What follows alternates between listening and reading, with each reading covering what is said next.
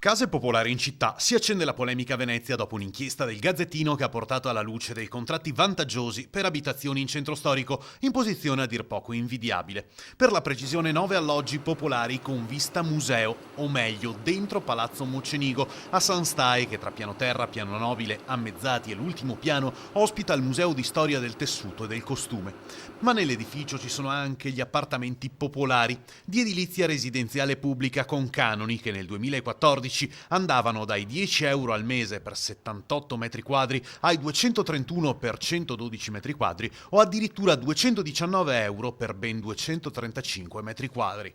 Emerge anche questo dai numeri delle case popolari a Venezia, tema caldissimo in una città che soffre di un'emergenza abitativa acuita dalla lunga crisi. In centro storico i ceti medi non riescono più a trovare un appartamento, con una legge regionale di riferimento ormai datata che complica anche il lavoro alle amministrazioni, ad esempio bloccando la tanto auspicata rotazione degli alloggi.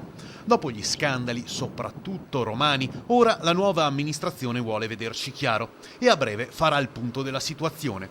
Nel 2014, ultimo dato disponibile, su circa 5.000 contratti 608 risultavano nella fascia più bassa prevista dalla legge regionale, senza reddito o con pensione minima. Per stanare i furbetti servono dei controlli capillari.